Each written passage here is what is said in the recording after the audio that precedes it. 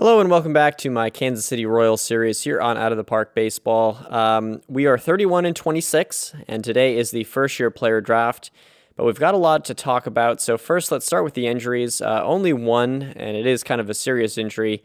Michael Gigliotti will be out for about 5 months, I believe. Yeah, he's going to miss 4 to 5 months. So that's not the worst person to lose, but anyway, we brought up Max Marusic and Isaiah Smith to try to fill in that hole. You know, they're basically just fine outfielders. They're not great.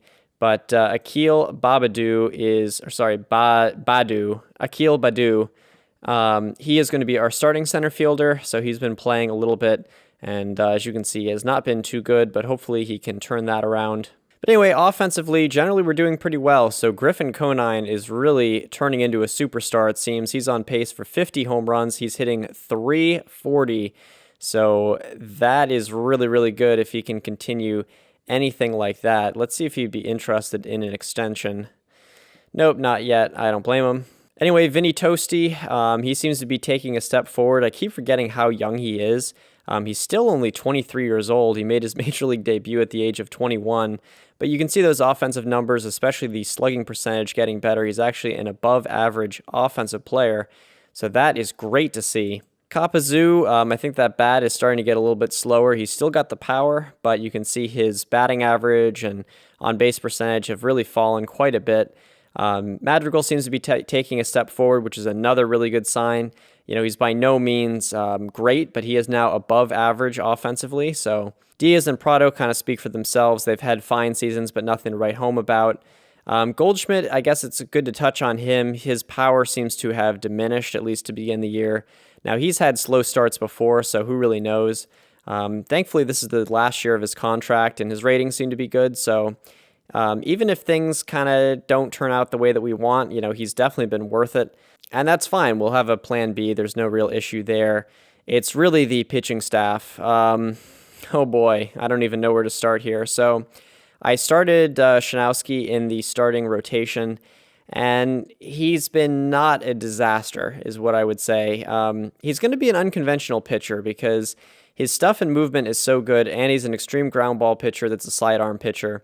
So the benefit that he has is that there are like no home runs, and I mean no home runs. And that's kind of what he is. He's going to give up a lot of base runners, but he's not going to give up any home runs. He's going to get a lot of double plays. And so his ERA is not abysmal, but because obviously walks and strikeouts take a lot of pitches to get through, his innings pitched is just really not good. And we do have a lot of long relievers, so it's not a total disaster, but you know, certainly I don't really know how long I can keep him in the rotation, but I'd like to keep him there for as long as possible, and hopefully he develops a little bit. I mean, his control has gone up. It's gone from 25 to 35 this year, so maybe he can get to 40, and if it can get to 40, I think he could be a Major League starting pitcher. But anyway, Carlos Martinez having another down year, even though his ratings are still pretty good. The whip is at least lower, so that is a good sign, but the home runs per 9 is still up. It's just kind of confusing, but it is what it is, I guess. Morales, who is the big pickup that we got during the offseason, has been as promised, maybe slightly less than we would have hoped, but, you know, he's been fine and certainly, you know, hoping that he can turn it around the second half because look at that BABIP. He seems to have been very unlucky and he's still pitching well. So for our bullpen, hit or miss. Beeks I had in the rotation to start the season, but he really was not doing well there. He seems to have picked it up in the bullpen, so hopefully he can just be a good bullpen arm for us. Otherwise, Godley has been pretty awful out of the bullpen, but he might find himself into the starting rotation. Cody Reed has been bad. Kevin Rose started off the year not too good, but he's been doing better, so I'm going to keep him in the closing role because closers don't really matter as much anyway, and he's not been awful, so we're just going to keep him there and see how things go. But, you know, certainly if we were to take a look at our team, yeah, we're second in runs scored and we are ninth in runs allowed. And that's what I kind of see here is that we need to pick up the pitching. I'm not really sure how we're going to do it because there's no one from within the organization. We might have to pick someone up via a trade, but I am going to play things by ear because I think, you know, a couple things could turn themselves around, especially Blake Snell. I do not expect his ERA to stay this high. You can see he's actually had less walks this year. He's just giving up a lot of home runs, which isn't really, him normally. So we'll just see how things play out. I also just want to talk about our prospects just a little bit. So if we take a look at our prospect list, in particular, I just wanted to show you guys Zermano. So he is now in AAA. I'm really liking these ratings, especially the contact and avoid K with that speed and stealing. That is something I like to see. I don't know what he can play, so I'd probably stick him in the infield somewhere, but he's definitely not, a prototypical anything is what I would say. And because he's got that experience at third base, that's probably where we'd put him. But there is kind of a lot of people who can play third base already on the Major League roster in Dao Lugo and, of course, Kapazu. I might actually see if he can play second base. So anyway, we'll just play him at second base and see how that goes. In other news, Jorge Corona doing pretty well in Double-A. I don't think that we're going to be moving him up to Triple-A again. He's only 19 years old, but this could be someone who is a Gigliotti replacement in the near future. I just really like his range and speed to go along with a decent bat. So anyway, that is the news about our team. I guess I forgot to look at the standings. So we are 31-26. We've been okay. Again, great offensively, and in terms of our pitching, it's been pretty bad. So we're 2 games out of a division spot. I don't think the White Sox were expected to be good. It's really the Twins who are supposed to be good. So we are ahead of them. But obviously, we're going to have to be better if we want to make the playoffs and certainly win the division. Let's take a look at the wild card, though. So we are currently occupying that second wild card spot, and the Detroit Tigers really are tied with us. So again, we're right in the thick of things, so it's a little bit concerning, at least to me, that I'm trying to basically do experiments with Shanowski and Martinez and just see who can do well. But I mean, I wouldn't feel that much more confident if Godley was in the rotation, for instance. So it is what it is. Let's go ahead to the first-year player draft. You can see we actually have the 18th overall pick, so that's nice to see. And wow, is there no one here? My goodness. The only pitcher that I could possibly see drafting is Whitney Dodman, and I just, he doesn't look that great to me. I certainly like the numbers that he had in, high school. I mean, you can see really low walks per 9. He's someone that I would definitely think about, but I also like his personality. But, he doesn't jump out at me as a, first-round pick, that's for sure. So there is this Deshaun Pennyman. He's someone that can play basically a lot of different positions. You can see all those ratings there. He's only listed as a catcher, but he's not very good at it. But take a look at these offensive numbers. I do like the looks of that. At 18 years old, obviously he's still got a long way to go, but just in terms of bats of what I'm saying, he seems to be the best. I mean, there is no one here, though. This is weird. Another possibility is this Aiden Ayotte. Again, the OSA doesn't really like him. Our scout kind of does. It says he's intelligent and well-spoken. But, I'm not a big fan of his speed and defense. And, the bat's nothing spectacular, really. He did hit really well in high school, so I guess that's something. I also like Sean Bott. He's also 22, so he's kind of more developed, but I also don't mind Sean Bott's ratings, but he's already 22, and the overall ratings aren't even close to the potential ratings, which tells me a lot of those things might not actually develop. Maybe we go for a Mike DeSisto. An okay bat, pretty good speed, pretty good defense. Says he's a baseball rat, had pretty good numbers in high school. I think I might like the looks of him the most, but then the OSA ratings are just awful. So our scouting director recommends this Whitney Dodman, and I'm kind of inclined to go with him, to be honest. I know that he's a high school pitcher. I don't really like the movement. He's a long way, really, from anywhere, but I do like his numbers in high school, and I just don't really see anyone offensively where I go wow, he's really good.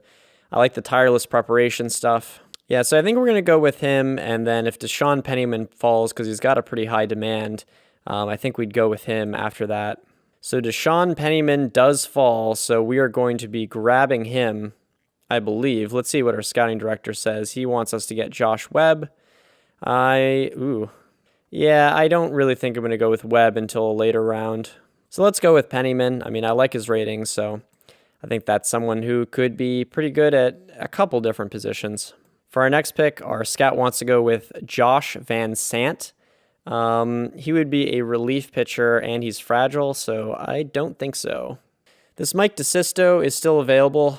He might be someone that I go with, even though the OSA really doesn't like him. I like the speed, I like the defense, I like the average bat.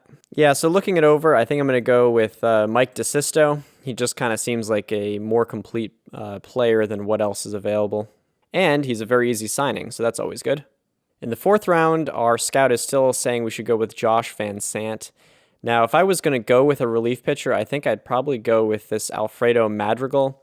Not really sure about his control, but certainly the stuff, and I don't know, he's got 2+ pitches. I'm not thrilled with him. I don't think I'd actually go with him, but if I did go with a relief pitcher, I think it would be him. So looking at the numbers here, I might go with Steve Vatter. He just seems to be kind of the best hitter that's left.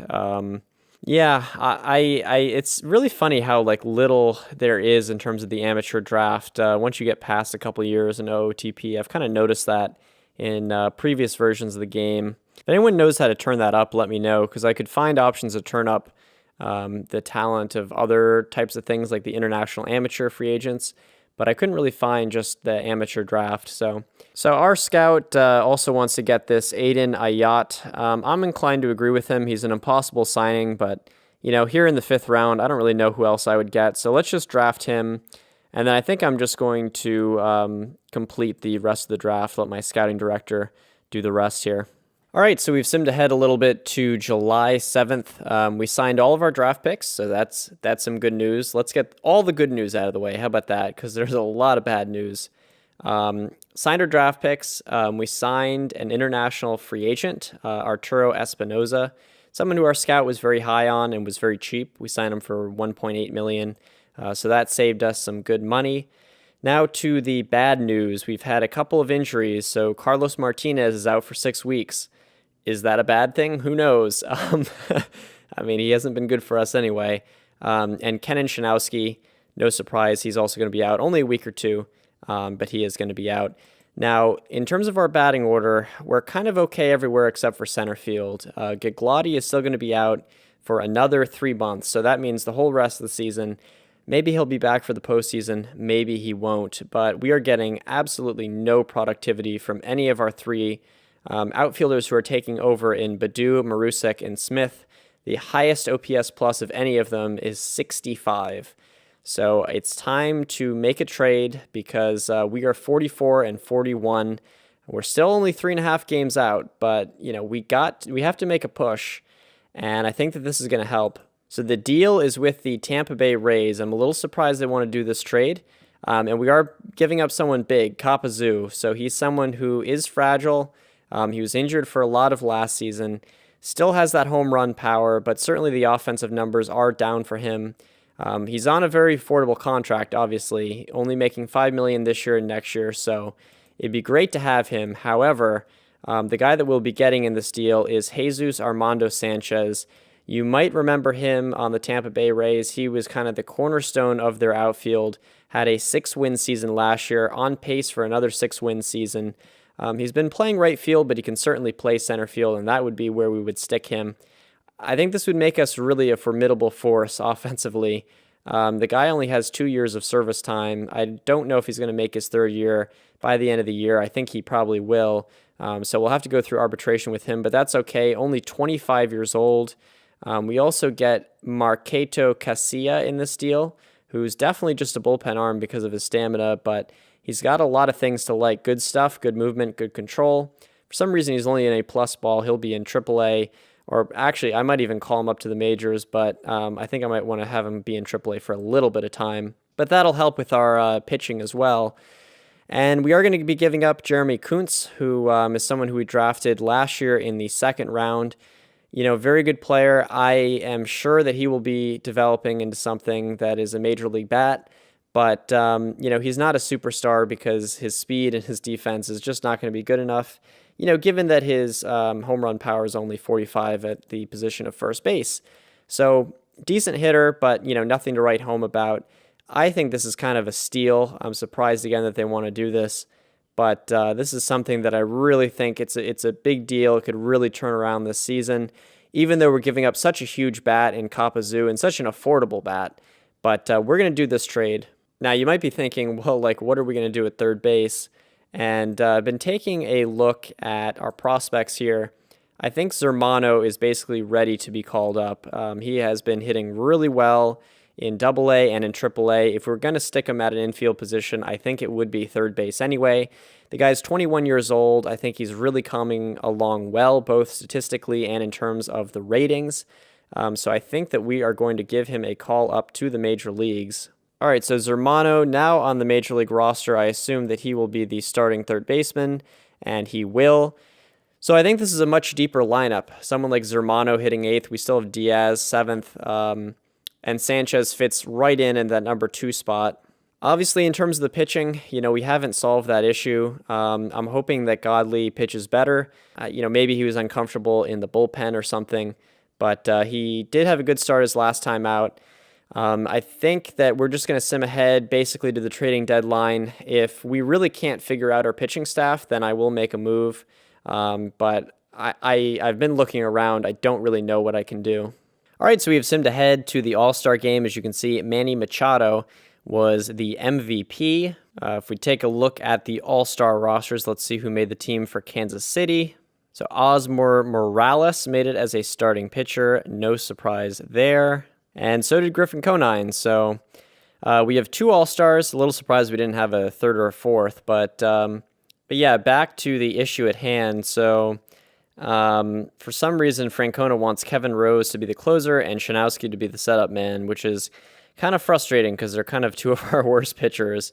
I'd much rather have Edward Cabrera be in a high leverage situation. But anyway, we are 50 and 45. So as we take a look at the standings here, we're a half a game back in the division, so we're definitely still in it. But again, we're going to have to make a push at some point. We got to be a good team at some point.